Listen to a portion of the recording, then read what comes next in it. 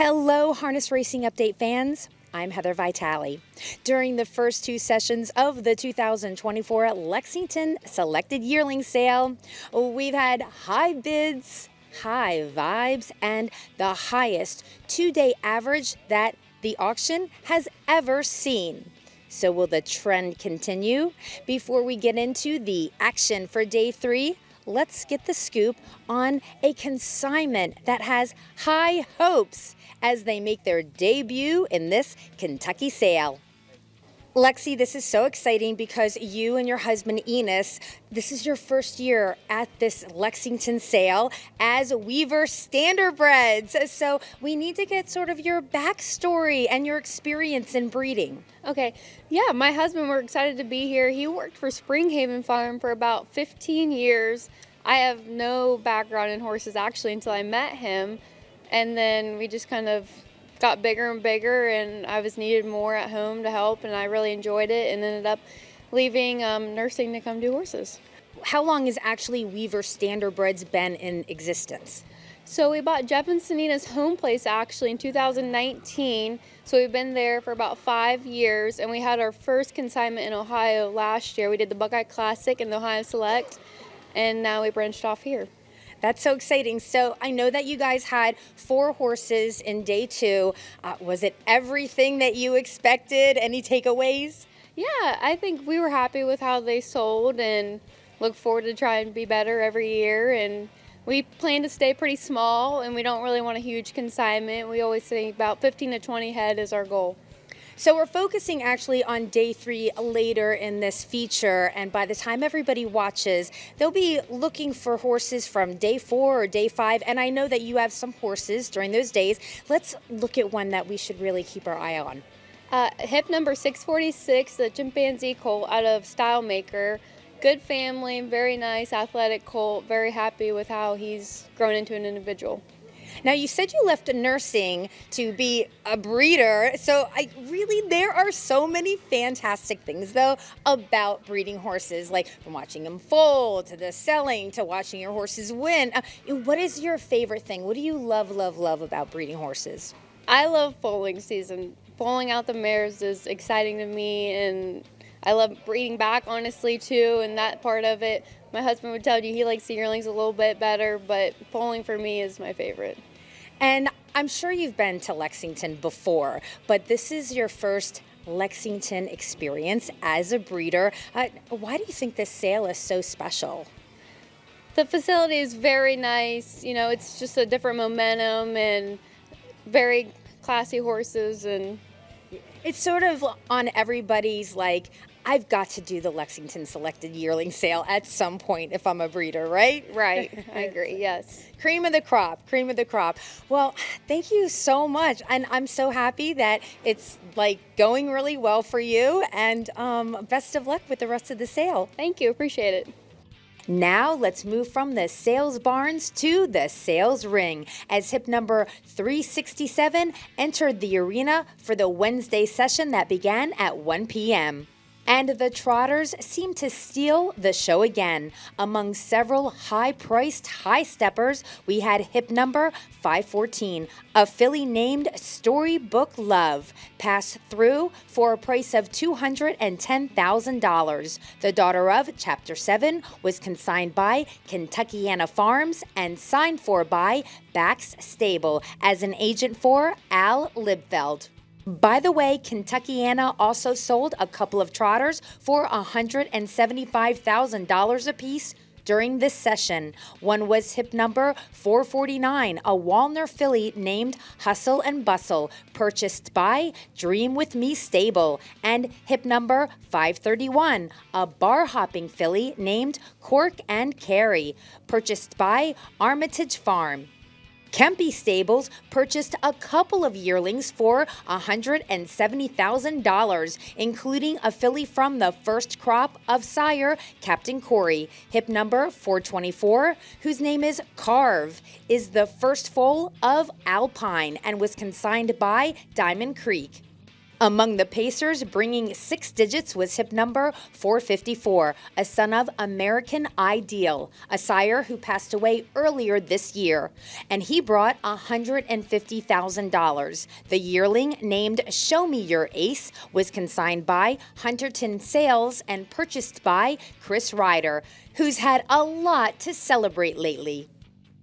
I have the honor of interviewing the birthday boy today. Chris Ryder, happy birthday. Thank you. Don't tell anyone. It's a bad number. It's a bad number. 69. Ah, well, no, That's a lot of years. that's a great number, actually. So, well, okay, here we are at the sale. The best place to be, actually, I think, for your birthday, buying beautiful yearlings. Right. Now, on day 1, you bought 1. On day 2, you were laying low a little bit, but day 3, you've bought a couple. Yeah. And tell me about this Show Me Your Ace that you just bought. Yeah, well, got outbid on an earlier American Ideal colt. I actually preferred this one. I love the family, which I buy as much as I can. He's a late foal, but he looks slightly immature, but he's going to be a nice looking horse, and everything was good. So I was might have paid a little more than I was expecting, but I'm happy to have him. Yeah. Are you buying any more today or even on day 4 or 5? Yeah, I'm looking at 2 more today, and probably get 1, I suppose, in reality. But you never know with my wife. Why? Is she very conservative with No, she growls at me for not buying them sometimes. So. We like to shop. I mean, you it's do. just a part of our DNA. Yeah. Okay. Now, of course, it's big news. You're here for your birthday, but what might be bigger news is that you are now going to be in the Hall of Fame. So happy for you. What does it mean to you? It means a lot of people congratulate you, which is very nice. It's terrific. Yeah, it's not something I really set out to achieve, but it's happened, and I understand it's quite an honour, and I'm looking forward to the ceremony and not the speech so much. I might need some help there, Heather. No, it's terrific. It's terrific, and it makes you look back on what you've been able to do with horses, and it's pretty good. It's really good. Well, one thing that it's not only what you have done, but what you are doing, right in your stable at this moment is the #1 standardbred in the United States, Twinbee Joe Fresh. First of all, let's talk about the Dayton Distaff. A big win for her. Yeah, terrific.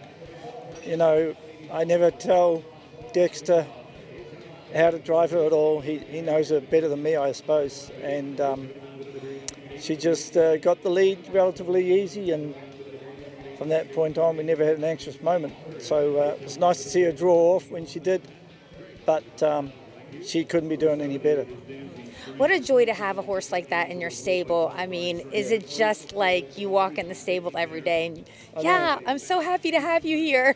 Yeah, well, she's always there and nothing's ever wrong, touch wood.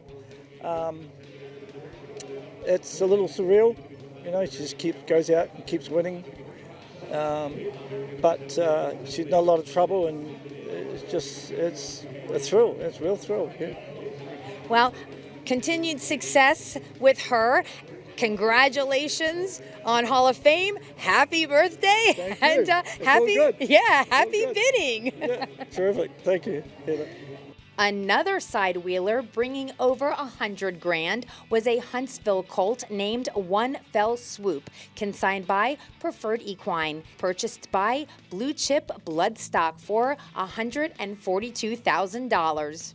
And I do want to mention that my favorite named horse of the sale is also a pacer and was also sold today. That would be Wrinkles Schminkles, bought by Mike Hall for $140,000. The Captain Treacherous filly with hip number 418 was consigned by Kentucky Anna Farms and named by Becky Brady.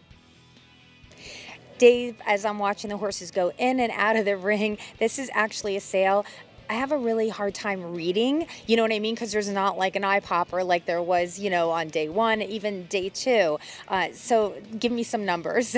Yeah, session over session, year over year, we're down a little bit today, maybe a point or two. But good, solid trade. They had a great pace. Like you said, there was a lot of activity today. We sold like 212 horses, and we got done a little earlier, and the pace picked up. But, you're starting to see a little bit of an inflection point maybe in the marketplace and where we're going to be as we get into our fourth session. But still solid trade, and trotters held up very well. And like we said all week long, there's going to be spots. It's just going to be able to pick your spots, and we may have found some of those spots today. Okay. Average is still okay? Average is still good. Yeah, we're off a little. This session was off a little bit over last year, but last year here again off a record year, so still solid, nearly 50,000, and it's a solid day three average for sure.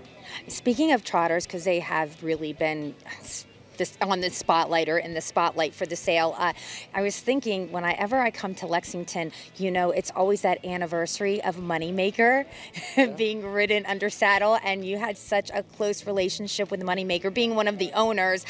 Do you think about that often when you're here? Oh yeah, because she started the cane run, the family of cane run. Obviously, was gone back a long time ago, and we still have a lot of the daughters and things like that. And then more importantly, you see when you start talking about the inflection of some foreign-based pedigrees. We're seeing some French on the dam side. We're seeing Calgary games being offered later this week. We're going to see Ready for Money, which is a stallion first year out of Ohio. That's a son of Ready Cash, out of a daughter Moneymaker. So we think about it all the time, and it's just it's really enjoyable. It's fun, and you got international money doing well. Definitely fond memories, and listen, Lexington is made for great things, and hopefully, at the end of this week, we're going to have another great sale. But I feel confident. We're off a little bit today, but not to be worried, and I think tomorrow's a lot to choose from, and great selection as well. I would end this here, but let me just say one more thing. I'm a little biased. I've been a Moneymaker fan for years. Actually, my office, you don't know this, it's a shrine of her. I have so many pictures up of my office.